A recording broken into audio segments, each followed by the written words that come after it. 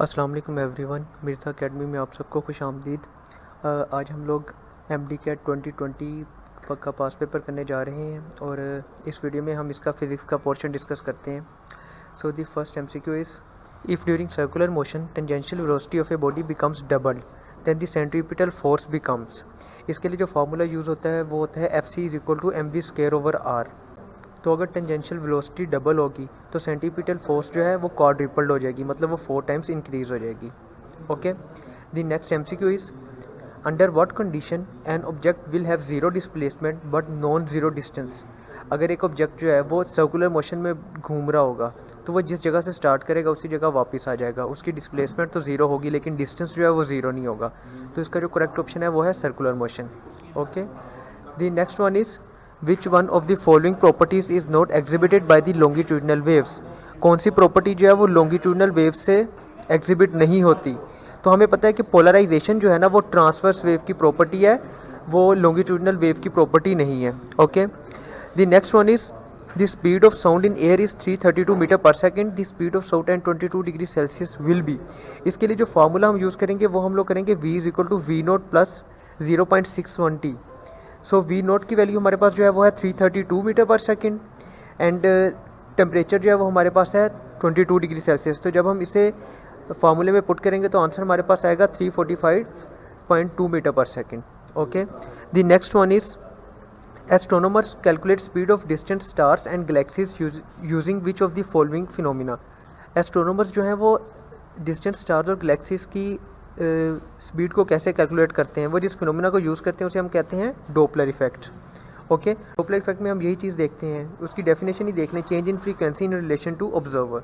सो इस Doppler effect को use करते हुए वो इन दोनों का जो है स्पीड वो कैलकुलेट कर लेते हैं। The next one is, in a ripple tank 40 waves pass through a certain point in 1 second. 40 waves ने 1 सेकेंड में पास आउट किया, इसका मतलब फ्रीक्वेंसी जो है वो है 40। If the wavelength of the wave is 5 centimetre, wavelength कितनी है 5 centimetre, then speed of the wave is, speed of हमें फार्मूले का पता है, जो हम स्पीड के लिए यूज़ करेंगे हम करेंगे v frequency into wavelength. Wavelength को हम लोग मीटर में कन्वर्ट कर लेंगे तो आंसर हमारे पास जो आएगा वो आएगा 2 metre per second. Okay, the next one is, in which process the entire of the heat supplied to the gas is converted to the internal energy of the gas। तो ये जो प्रोसेस होता है इसे हम कहते हैं isothermal process. The next MCQ is, if the potential at a point which is 1 meter from the charge is 1 volt then the potential at a point which is 2 meter from the same charge will be। Charge हमारे पास same है और distance जो है वो double हो गया है तो हमारे पास जो पोटेंशियल है वो हाफ हो जाएगा। Okay, the next one is, the values of electric intensity will due to presence of dielectric medium.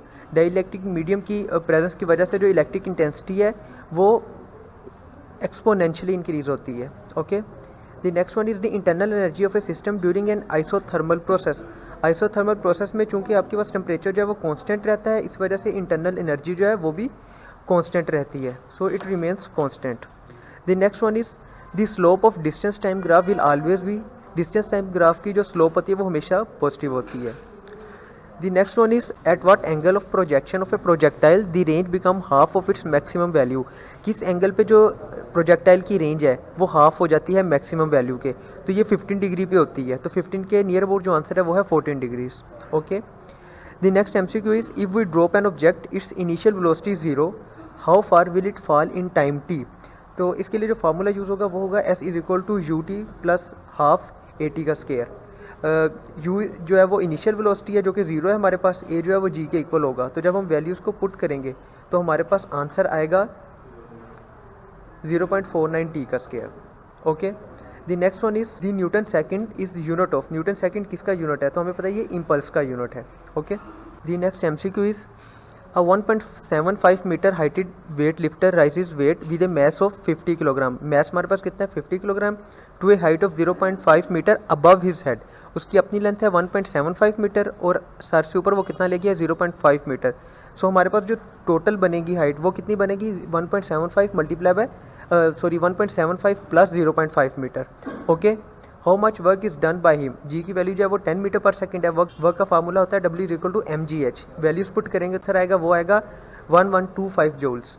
तो 1125 का ऑप्शन नहीं है इसलिए नन ऑफ दिस सेलेक्ट करेंगे। MCQ is, what is the speed of 2.9 kilogram metallic ball at mean position of a simple pendulum when released from its extreme position 0.5 metre high. इसमें उन्होंने हमसे speed पूछी हुई है, जबकि उसका मास जो है वो 2.9 किलोग्राम है। उसकी जो एक्सट्रीम पोजीशन की हाइट है वो 0.5 मीटर है और जी की वैल्यू 10 मीटर पर सेकंड है। एनर्जी का फार्मूला हमारे पास mgh भी होता है और हाफ mv² भी होता है। Half mv² is equal to mgh रखेंगे तो जो हमारे पास स्पीड आएगी वो आएगी 3.16 मीटर पर second. Okay, when the speed of your car is halved, by what factor does its kinetic energy decreases? Speed जो है जब कार की हाफ हो जाती है तो उसकी काइनेटिक एनर्जी कितनी कम होती है। काइनेटिक एनर्जी का फार्मूला होता है kinetic energy is equal to half mv²। तो इस फार्मूले के अकॉर्डिंग काइनेटिक एनर्जी जो है वो 1/4 के फैक्टर से डिक्रीज कर जाएगी। The next MCQ is which one of the following force is non conservative force. Non conservative force कौन सी है इसमें से? Frictional force. Okay, the next one is the earth rotates on its axis once a day.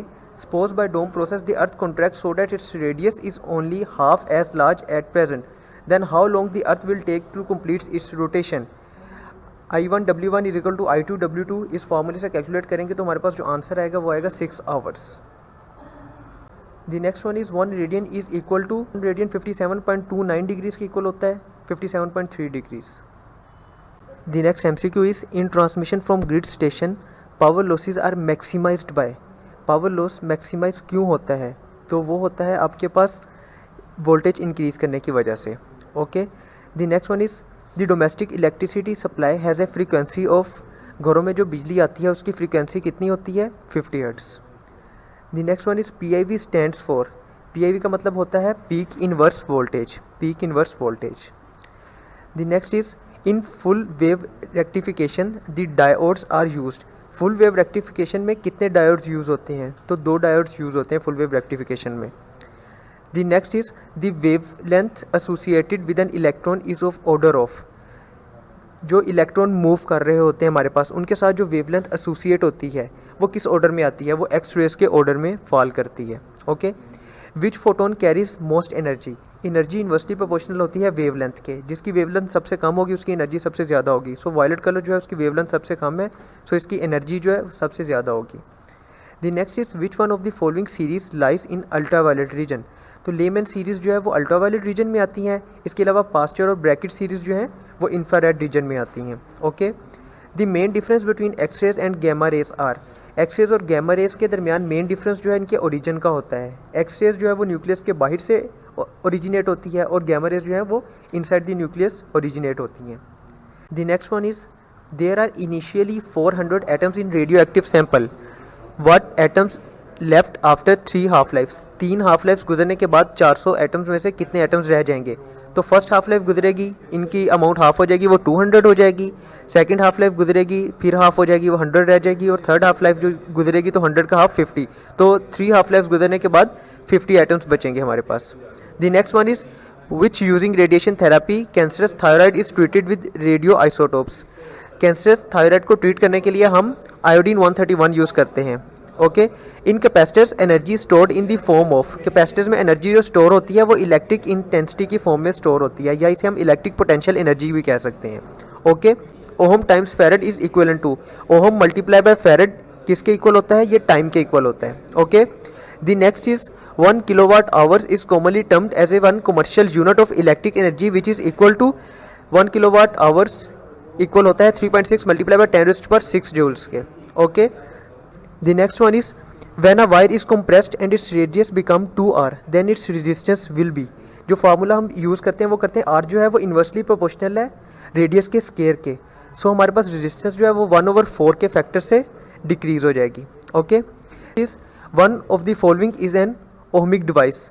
इनमें से ohmic device कौन सी है? तो copper और सिल्वर जो है वो ओहमिक डिवाइसेज है हमारे पास। So copper wise is an ohmic device. The next is the change in resistance of metallic conductor at temperature below 0 degree Celsius. 0 degree Celsius से नीचे जो रेजिस्टेंस में चेंज आती है मेटालिक कंडक्टर के वो लीनियर चेंज होती है। Okay, the next is when current are flowing through 2 long parallel wires in same direction electric field between them is electric field जो है वो weak होगी क्योंकि same direction है, forces opposite होंगी। जब करंट जो है वो opposite direction में मूव करता है तो इलेक्ट्रिक फील्ड जो है वो स्ट्रॉन्ग होती है।